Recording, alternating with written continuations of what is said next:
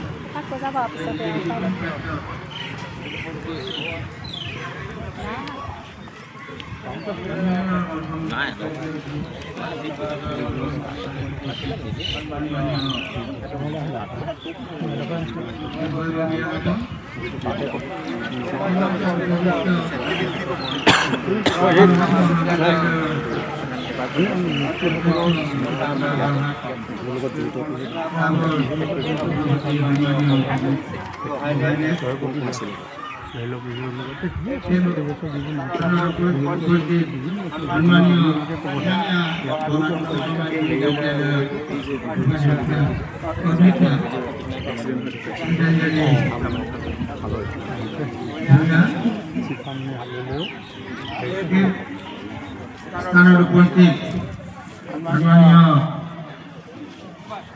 আমাৰ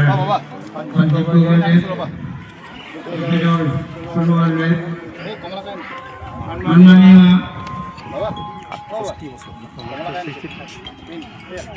আমাৰ উপস্থিত বিভিন্ন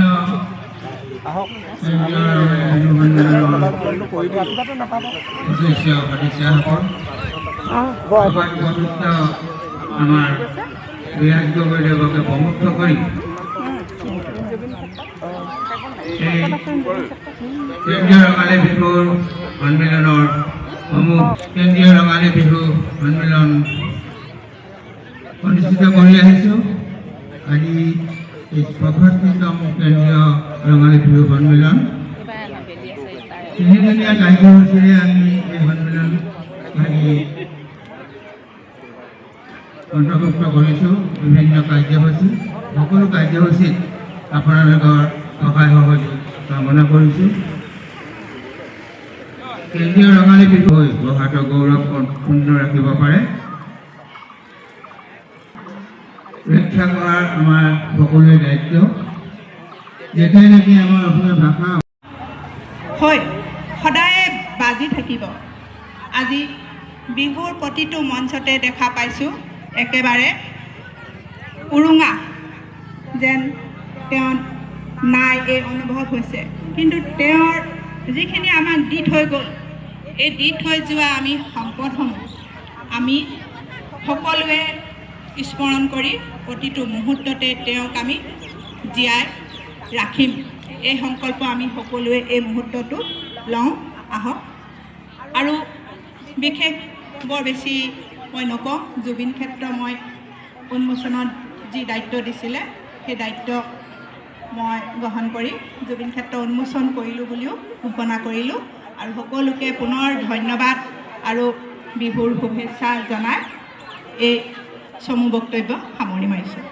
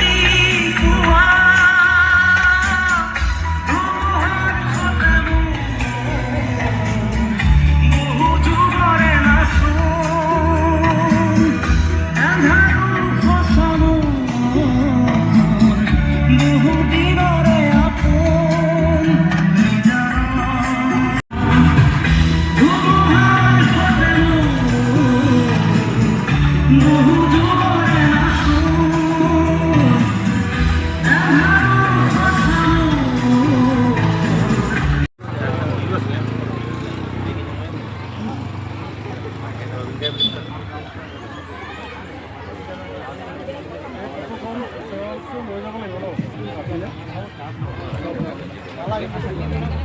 শ্ৰীযুত চিৰন্তন দোলাকাষৰীয়ে আজিৰ এই তোৰণখনৰ উন্মোচনৰ বাবে আমি আমাৰ মাজত আমন্ত্ৰণ কৰি আনিছিলোঁ আমাৰ শ্ৰদ্ধাৰ অৱসৰপ্ৰাপ্ত শিক্ষক টিকলাগড় হাইস্কুলৰ শ্ৰীযুত পূৰ্ণকান্ত গগৈ ডাঙৰীয়া।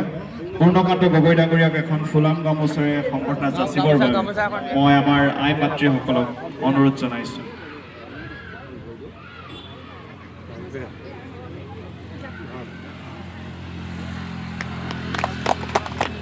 আজিৰ এই মূল তোৰণ উন্মোচনৰ অনুষ্ঠানটিত আমাৰ মাজত উপস্থিত আছে প্ৰয়াত হীৰেণ দোলাকাষৰীয়াৰ সহধৰ্মিনী সন্মানীয়া ৰীণা দোলাকাষৰীয়া ডাঙৰীয়ানী।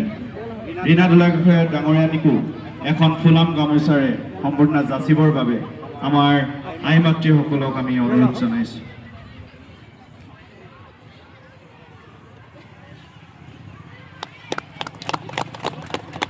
আজিৰ এই অনুষ্ঠানত আমাৰ মাজত উপস্থিত আছে প্ৰয়াত হীৰেণ দোলাকাষৰীয়াৰ সুযোগ্য সন্তান শ্ৰীযুত চিৰন্তন দোলাকাষৰীয়া।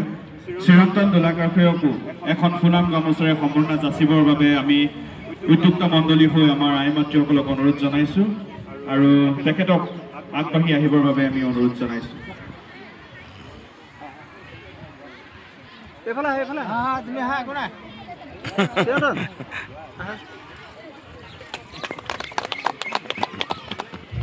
ধন্যবাদ জ্ঞাপন কৰিছোঁ।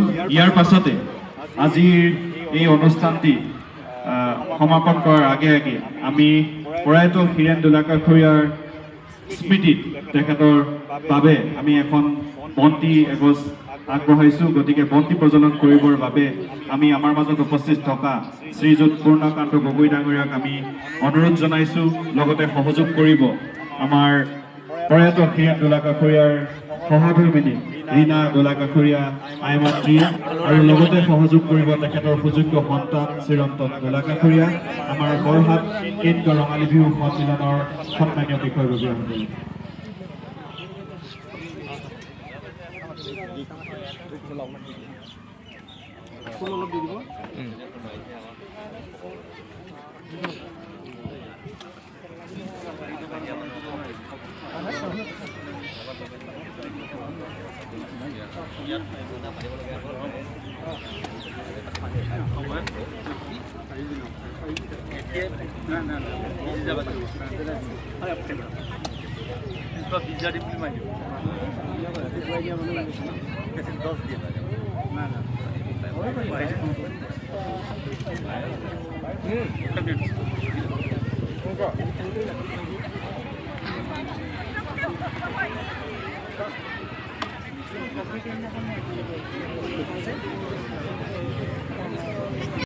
আমি সন্মানীয় শ্ৰীযুত পূৰ্ণকান্ত গগৈ ডাঙৰীয়াক আগবাঢ়ি যাবৰ বাবে অনুৰোধ জনাইছোঁ আৰু তেখেতক সহযোগ কৰিব প্ৰয়াত হীৰেণ দোলাকাষৰীয়াৰ পৰিয়াল বৰ্গই আৰু আমাৰ বৰহাট কেন্দ্ৰীয় পূৰ্ণকান্ত গগৈ ডাঙৰীয়াক আজিৰ এই অনুষ্ঠানত তেখেতৰ বক্তব্য ৰাখিবৰ বাবে আমি অনুৰোধ জনাইছোঁ।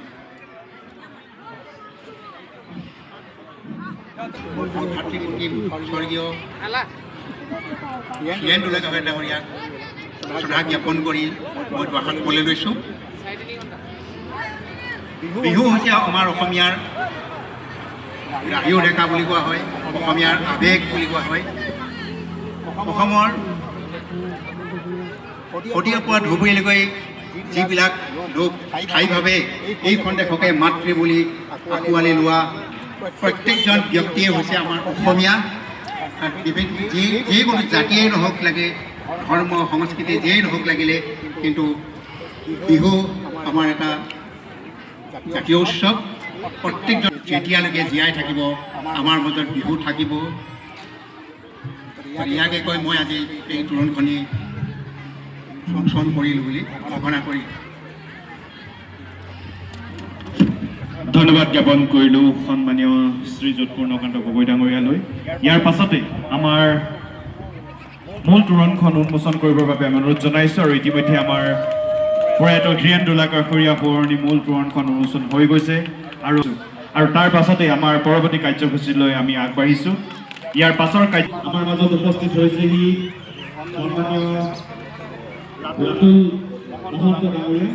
গতিকে ৰাতুল মহন্ত ডাঙৰীয়াক এখন খোলা গামোচাৰ সম্পূৰ্ণ যাচিবৰ বাবে আমাৰ উদযাপন সমিতিৰ বিষয়ববীয়াসকলক আমি অনুৰোধ জনাইছোঁ। আমাৰ বৃক্ষৰোপণ কাৰ্যসূচীৰ আন এগৰাকী সন্মানীয় আমাৰ অতিথি বৰহাট ক্লাবৰ সন্মানীয় সম্পাদক দেৱজিৎ ফুকন ডাঙৰীয়া। দেৱজিৎ ফুকন ডাঙৰীয়াকো এখন খোলা গামোচাৰ সম্পূৰ্ণ যাচিবৰ বাবে আমাৰ উদযাপন সমিতিৰ বিষয়ববীয়াসকলক আমি অনুৰোধ জনাইছোঁ। আমাৰ আন এগৰাকী আজিৰ এই কাৰ্যসূচীৰ অতিথি হিচাপে আছে আমাৰ উদযাপন সমিতিৰ মুখ্য সম্পাদক প্ৰাঞ্জল চক্ৰৱৰ্তী ডাঙৰীয়া। প্ৰাঞ্জল চক্ৰৱৰ্তী ডাঙৰীয়াকো এখন খোলা গামোচাৰ সম্পূৰ্ণ যাচিবৰ বাবে আমি উদযাপন সমিতিৰ বিষয়ববীয়াসকলক অনুৰোধ জনাইছোঁ। আৰু তিনিওগৰাকী অতিথি আগবঢ়াই লৈ যাবৰ বাবে আমি বিনম্ৰতাৰে অনুৰোধ জনাইছোঁ।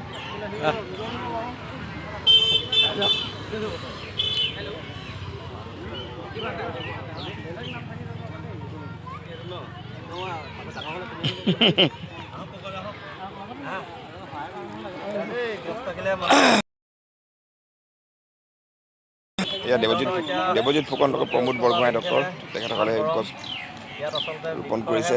পঁচিছতম ৰঙালী বিহু সন্মিলন কেন্দ্ৰীয় বৰহাট।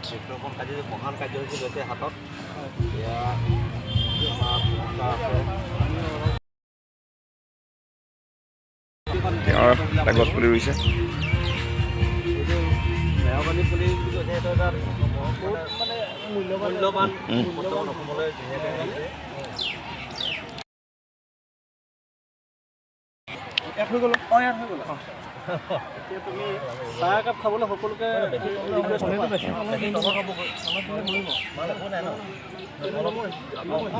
ইতিমধ্যে আমাৰ বৃক্ষৰোপণ কাৰ্যসূচীটো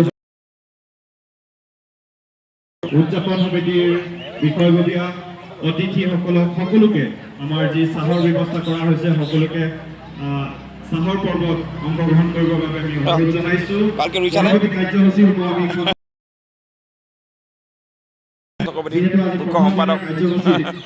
কেইবাটাও কাৰ্যসূচী আমাৰ মাজত আছে। গতিকে আমি নিৰ্দিষ্ট সময়মতে সকলো কাৰ্যসূচী অনুষ্ঠিত কৰিম। গতিকে ধুনীয়াকৈ ৰুইছা। ইয়াত এতিয়া এটা ঘেৰো দিব লাগিব। উপস্থিত থাকিবৰ বাবে অনুৰোধ জনাইছোঁ। আমি লালন পালন কৰি ডাঙৰ দীঘল কৰিব লাগিব।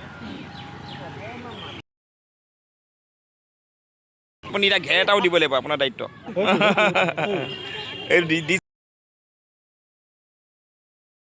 ডাঙৰ নোহোৱালৈকে ন তিনিটা পুলি তিনিটা ঘেৰ আছে, চিন্তা নাই। হ'লে তুমি ঘেৰটো লগাই দিয়ে।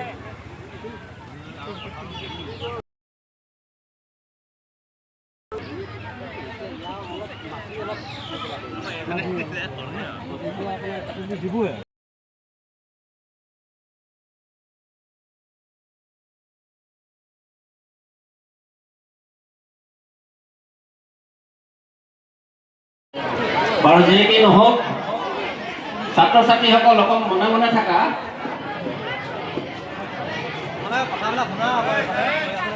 শুনা যে আমি জানো উইজ ইংৰাজীত কেনেকৈ লিখে QUIZ, হয়নে নহয়? এতিয়া এই শব্দটো ক'ৰ পৰা আহিছে তোমালোকে জানানে, বা কেতিয়া এই শব্দটো আৰম্ভণি হৈছিল?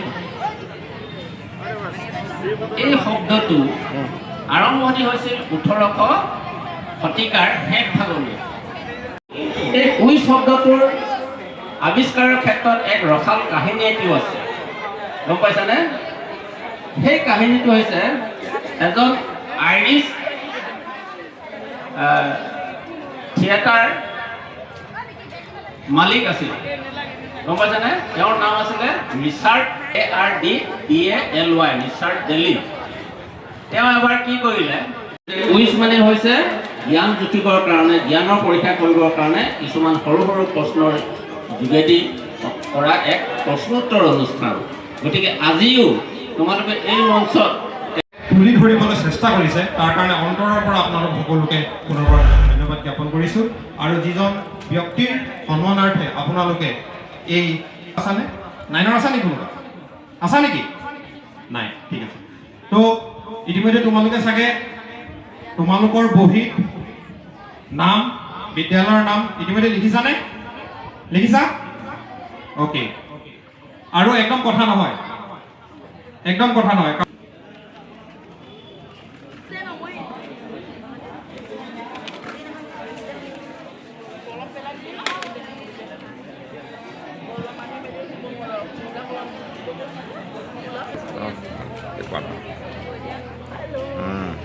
কুইজ প্ৰতিযোগী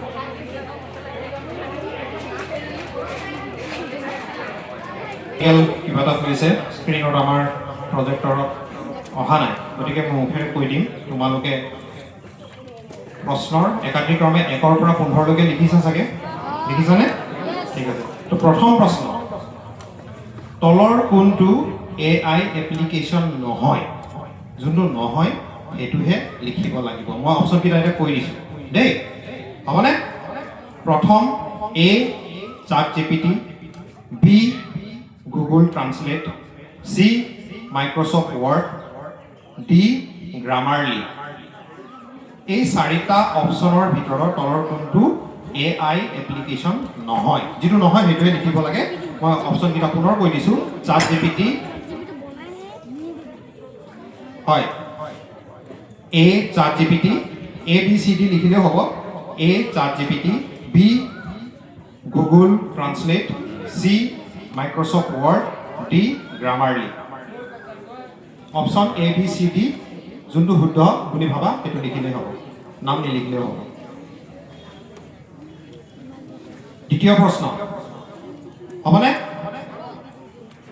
থাকি গ'লে তোমালোকে হাতখন দাঙি দিবা দেই।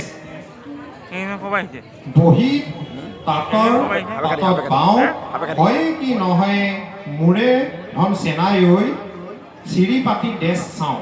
এই ডেছ ডেছ দুটা খালী ঠাই আছে যে, তাত দুটা শব্দ বহিব, শব্দ দুটা লিখিব লাগে। মই আকৌ কৈ দিছোঁ, আগলি বাঁহৰে লাহৰি ডেছ, তাত কি বহিব সেইটো লিখিব লাগে। তাৰপিছত বহি তাঁতৰ পাতত বাওঁ, হয় কি নহয় মোৰে ধন চেনাই ঐ, চিৰি পাতি ডেছ চাওঁ। কাকো নোকোৱাকৈ লিখিবি, মনে মনে লিখিবি।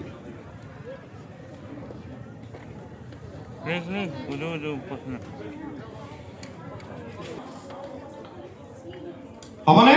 আগবাঢ়িছোঁ তৃতীয় প্ৰশ্নলৈ দেই। বৃষ্টিপাত বা ৰেইনফল মাপিবলৈ কি ব্যৱহাৰ কৰা হয়? এটা সঁজুলি আছে বা যন্ত্ৰ, যিয়ে নোকোৱা লাগিলে, যাৰ সহায়ত কিমান বৃষ্টিপাত হৈছে, কিমান ৰেইনফল হৈছে সেইটো আমি মেজাৰ কৰিব পাৰোঁ বা মাপিব পাৰোঁ। তো অপশ্যনকেইটা মই কৈ দিছোঁ। A thermometer, B barometer, C rain gauge, D anemometer. এই অপশ্যনকেইটাৰ ভিতৰত যোনটো শুদ্ধ হয়, বৃষ্টিপাত মাপিবলৈ কি ব্যৱহাৰ কৰা হয়, সেই প্ৰশ্নটোৰ যোনটো শুদ্ধ উত্তৰ সেইটো তোমালোকে অপশ্যনটো লিখি দিলেও হ'ব। A thermometer, B barometer, C rain gauge, D এমিনোমিটাৰ।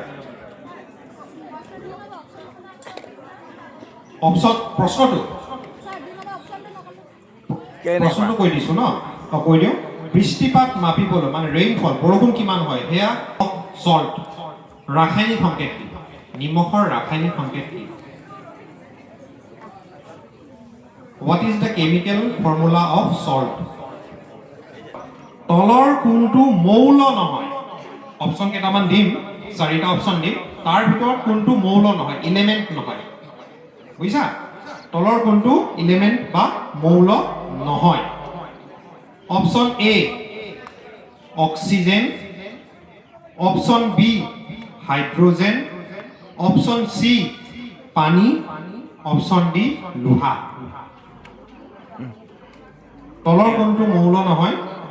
Option A oxygen, option B hydrogen, option C পানী, অপশ্যন D লোহা। What is the name of present Vice President of India? Option দিব লাগিব নেকি? অ'কে, তোমালোক খুব শান্তভাৱে বহি আছা, শুনি আছা, সেইকাৰণে মোক অলপ মৰম উপজিছে, সেইকাৰণে অপশ্যনকেইটা দি দিছোঁ দেই। Option A Droupadi Murmu, option B দেশৰ প্ৰতিষ্ঠাপক চুকাফা অসমত প্ৰৱেশ কৰাৰ পিছত প্ৰথমে কোন অঞ্চলৰ মাজেদি আগবাঢ়িছিল? আহোম বংশৰ প্ৰতিষ্ঠা কোনে কৰিছিল? স্বৰ্গদেৱ চুকাফাই কৰিছিলে, হয় নে নহয়? যেতিয়া আহোম বংশৰ প্ৰতিষ্ঠাপক চুকাফা অসমত প্ৰৱেশ কৰিলে তেওঁ প্ৰথমে কোন অঞ্চলৰ মাজেদি আগবাঢ়িছিল?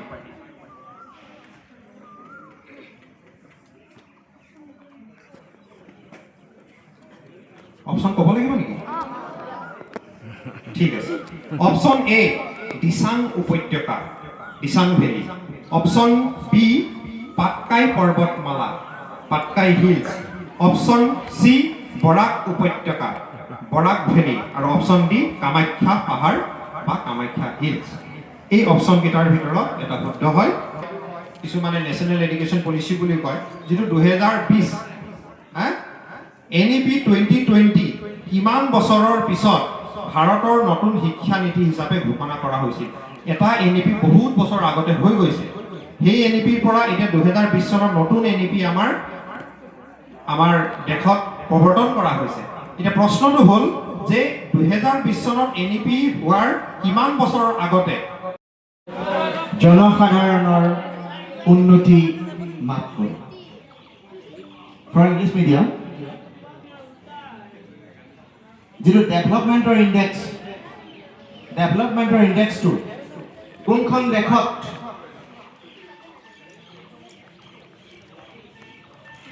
নিজৰ দেশৰ জনসাধাৰণৰ যিটো উন্নতিৰ মাপ ধৰা হয় গ্ৰছ নেশ্যনেল হেপিনেছৰ পৰা, অৰ্থাৎ মানুহবিলাক কিমান সুখী, হেপিনেছৰ ওপৰত সেই ইণ্ডেক্সটো হয়। You have to write the name. যিটো ছেমিকণ্ডাক্টৰৰ যিটো চিপ বনায়, চিপ তৈয়াৰ কৰিবলৈ ব্যৱহৃত চিলিকন সাধাৰণতে ক্ৰিষ্টেলাইন বা স্ফটিক ৰূপত থাকে। আৰু 4 নম্বৰ উক্তি হৈছে ছেমিকণ্ডাক্টৰ মানৰ চিলিকন